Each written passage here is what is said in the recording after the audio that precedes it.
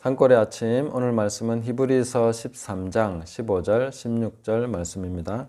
그러므로 우리는 예수로 말미암아 항상 찬송의 제사를 하나님께 드리자.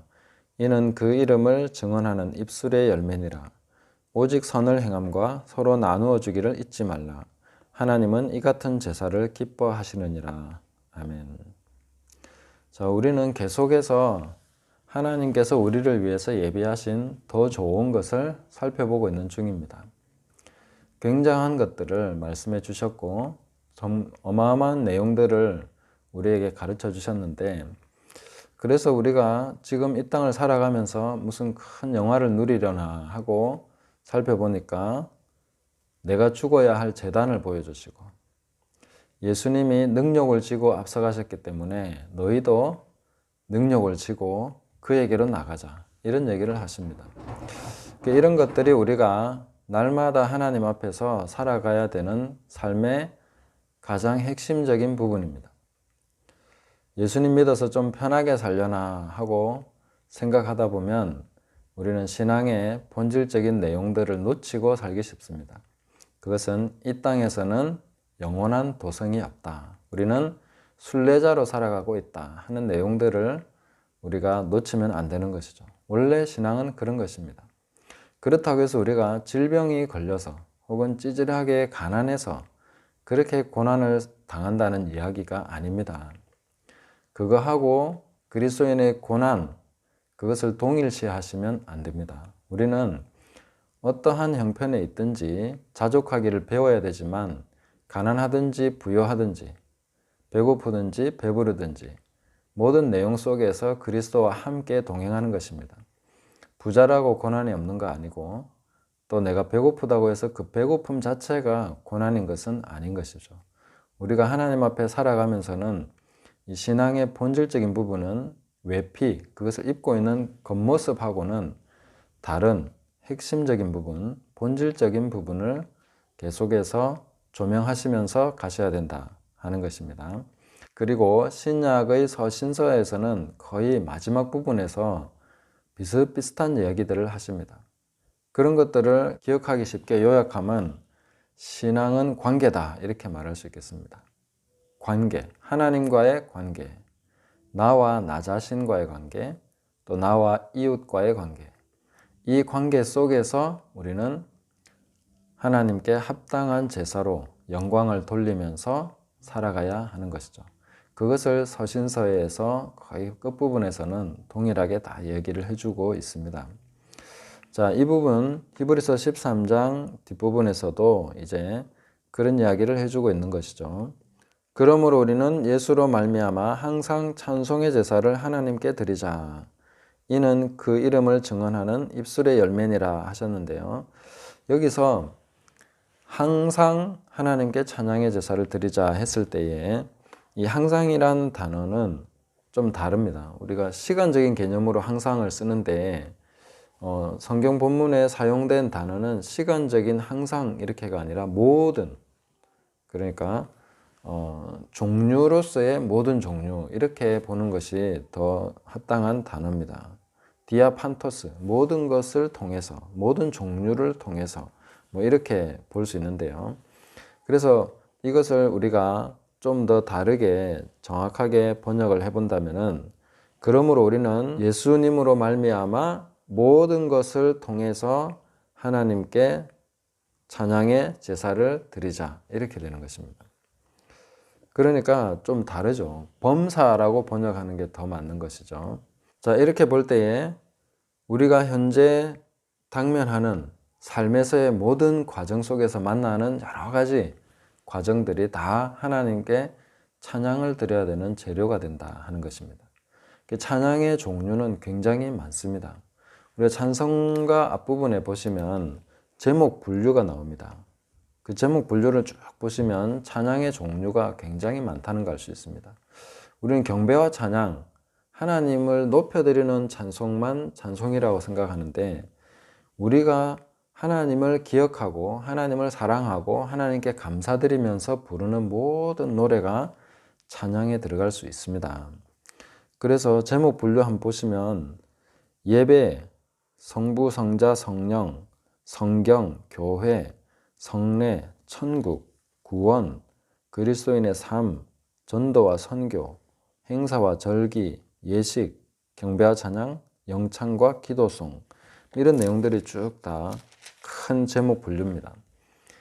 각각 내용들을 살펴본다면 더 많죠. 우리 구원에만 해도 회개와 용서, 거듭남과 거룩한 생활, 이런 것들이 나오고요. 그리스도인의 삶은 더 많습니다. 은혜와 사랑, 소명과 충성, 시련과 극복, 분투와 승리, 기도와 간구, 인도와 보호, 평안과 위로, 성결한 생활, 감사의 생활, 주와 동행, 제자의 도리, 신유의 권능, 화해와 평화, 자연과 환경, 미래와 소망, 이런 내용들이 다 들어갑니다. 우리가 살아가는 모든 과정 속에서 생일, 돌잔치, 팔순, 이런 것도 들어가고요.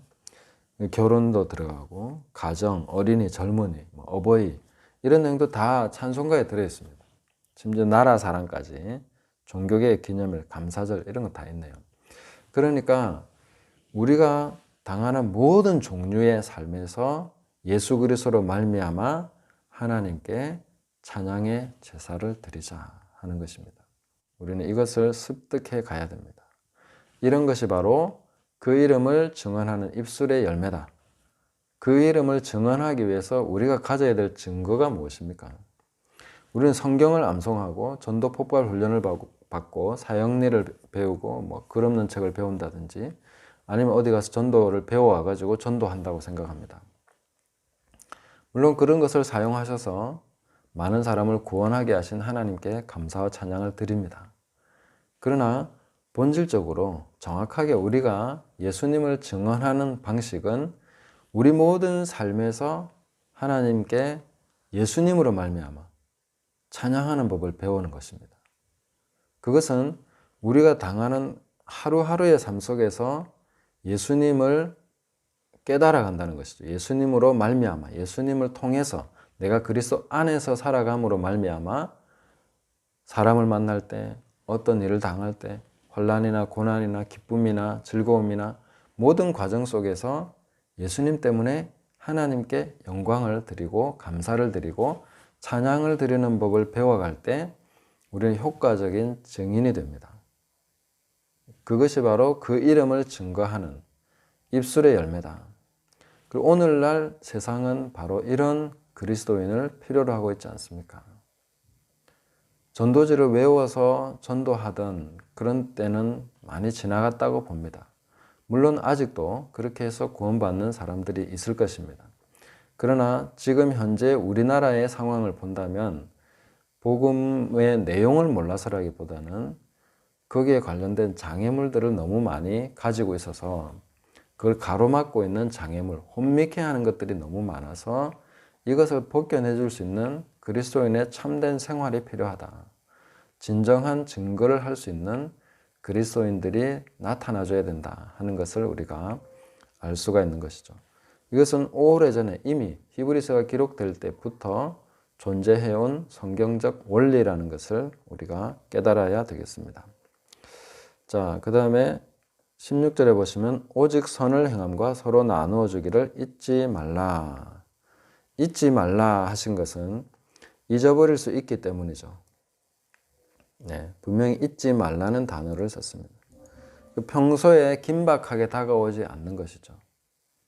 먹고 살기 바쁘고 내 코가 석자고 목구멍이 포도청이라 지금 살아가는 모든 과정 속에서 내가 막 급한 거 하고 막 힘든 거 빨리 해야 되는 거 처리해 나가고 이렇게 하다 보면 깜빡 잊어버리는 것. 그게 바로 선을 행하는 것과 서로 나누어 주는 것. 이거 잊어버리기 쉽다는 것입니다. 이거는 잊지 말아야 될 것인데 잊는다는 것이죠. 우리의 삶을 볼 때도 내가 이걸 잊고 살아왔구나 하는 것을 깨닫게 됩니다. 네. 자, 이게 조금 더 살펴보면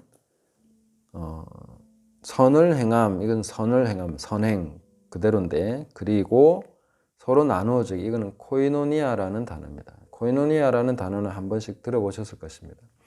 이것은 한국어로 번역할 만한 단어가 없다는 것입니다.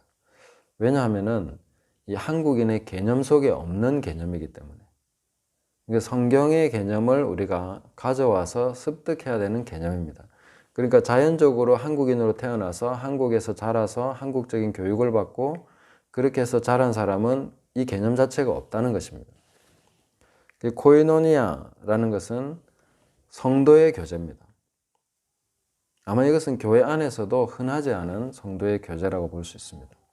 우리가 그냥 나눠주고 코드가 맞아서 얘기 잘하고 아니면 그냥 재밌으니까 서로 만나서 즐거운 대화를 나누고 하는 그런 정도가 아닙니다. 그 교회 안에서 교제가 너무 부족하기 때문에 궁여지책으로 교회가 하는 것이 무엇입니까? 그냥 잘 맞는 사람끼리, 신혼부부끼리, 혹은 자녀 양육하는 사람들끼리, 청년들끼리, 아니면 싱글들끼리, 요즘 독신 이런 그룹도 생기고 있고, 그게 전문가 그룹, 서로 같은 직업군, 같은 나이대, 이런 식으로 계속 그걸 하죠. 그룹을 지어서 교제하도록 합니다. 그러나 정확하게 말하면 이것은 코이노니아는 아닙니다. 그래도 교회 생활에 어느 정도 융화될 수 있도록 도움을 주는 정도지 코이노니아라고 할 수 있는 것은 아니죠. 코이노니아는 어린애와 할머니도 다 가능한 것입니다. 직업이 완전히 달라도 똑같이 통합니다. 이거는 공통으로 예수님 안에서 성령 안에서 교제가 되는 그런 것을 말하는 것입니다. 이 세상의 어떤 가치와 그런 교제의 가치에 완전히 넘어서는 하나님 나라의 교제가 있는 것입니다. 성도만이 그리고 성령 충만하고 그리스도 안에 있는 사람만이 나눌 수 있는 교제입니다. 예를 들어서 선교지 혹은 기독교를 엄청나게 핍박하고 믿는 사람을 죽이는 그런 나라에서 이런 코이노니아는 상당히 큰 힘을 가지고 있습니다. 실제적인 내용들을 볼 수 있는 것이죠. 오늘 처음 만났습니다. 완전 평생 처음 만난 사람인데 그 사람이 그리스도인인 것을 확인합니다. 내가 예수님 믿는 사람으로서 함께 만났습니다. 그날 그 시간부터 서로는 목숨을 의지할 수 있는 관계가 되는 거죠. 그것은 우리가 과거부터 계속 이어져 온 그리스도인의 교제 가운데 있어 온 것입니다. 단지 그가 예수님을 믿는다는 것 때문에 그리스도 안에서 형제라는 것 때문에 목숨을 거는 것이죠. 그것이 바로 진짜 우리가 잊지 말아야 되는 성도의 교제라는 것이죠. 그럼 평소에 우리는 그런 교제가 어디 있어요? 교회에 그런 게 있습니까? 그렇게 생각하고 그냥 잊어버리면 안 된다는 것이죠. 우리는 그런 교제를 잊지 말고 마음에 가지고 있어야 됩니다. 그렇지 않은 비슷한 것, 코드가 맞아서 밥이나 같이 먹고 얘기하고, 물론 그런 게 가치 없다는 것은 아니지만 그런 정도의 교제에서 멈춰버리고 진실한 성도의 교제는 없어라고 절망하고 아예 잊어버리지 마시라는 것입니다. 진짜 성도의 교제는 있습니다. 우리가 그걸 잊지 않고 기다리고 있으면 하나님께서 그런 사람을 만나게 하시고 교제케 하십니다. 교회 안에서 낙심하고 실망해가지고 사람들이 많이 신앙을 버리기도 하고 그러는데 그것은 바람직한 태도가 아닙니다. 왜냐하면 진실한 성도의 교제는 내가 이 교회에 출석하느냐 저 교회에 출석하느냐하고는 상관없기 때문이죠. 내가 이 나라 사람이냐 저 나라 사람이냐 상관없기 때문이죠. 그런 거하고 상관없습니다. 그리스도 안에서의 진실한 교제는 공간과 나이 차이나 어떤 빈부의 격차나 그런 성장 배경이나 이런 것들을 다 초월해서 그리스도 안에서 진실한 형제로서의 교제는 충분히 이루어지는 것입니다. 그건 잊지 마셔야 되는 것이죠. 문제는 내가 그런 교제를 할 수 있는 사람이냐가 중요한 거죠. 내가 그리스도 안에 있지 않고 성령 충만하지 않은데 그런 사람 만나서 교제하겠다? 그거 안 되는 거죠. 자기 자신이 준비되시면 됩니다.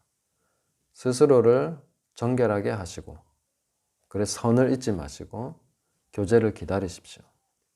그러다 보면 하나님께서 붙여주실 것입니다. 선을 행하는 것도 잊지 말라 하셨는데 이 악이 득세하는 이 세상에서 그리스도인이 무엇을 계속 표준으로 해서 살아야 되는가?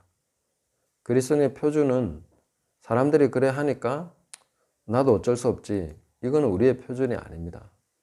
자기가 어떤 존재인지 잊어버린 거죠. 우리는 항상 선을 따르라. 데살로니가전서 5장 15절에 또 로마서 12장 21절에는 선으로 악을 이기라. 로마서 15장 2절에는 선을 이루고 덕을 세우라. 데살로니가전서 5장 22절에는 악은 어떤 모양이라도 버려라. 우리는 이렇게 부르심을 받은 사람들입니다. 우리는 선을 행하도록 부름받았지 세상 사람들을 보면서 와 저렇게 살아도 뭐 잘 나가기만 하네 하면서 부러워하는 존재로 부르심을 받지 않았습니다. 그것은 우리가 따르지도 생각지도 말아야 될 것이죠.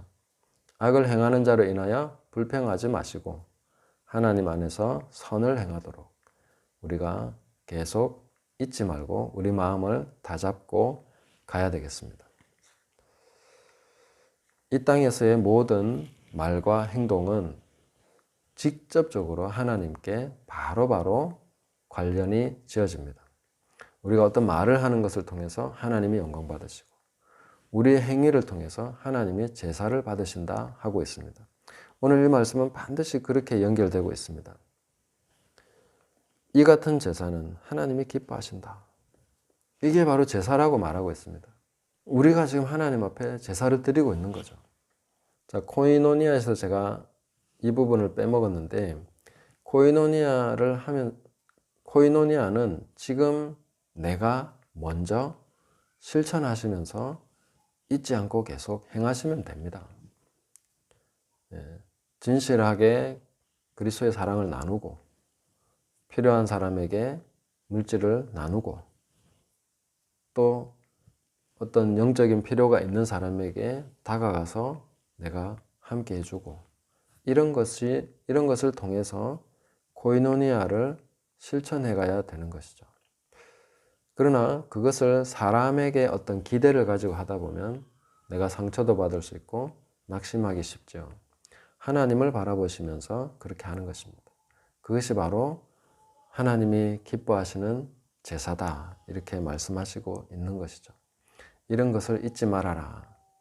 우리가 기억하고 행하라 하는 것을 꼭 기억하시면서 오늘 우리의 모든 삶은 하나님께 드리는 제사다 하는 것을 기억하시면서 말과 행위로서 하나님께 영광 돌리시기를 예수님의 이름으로 축복합니다. 감사합니다.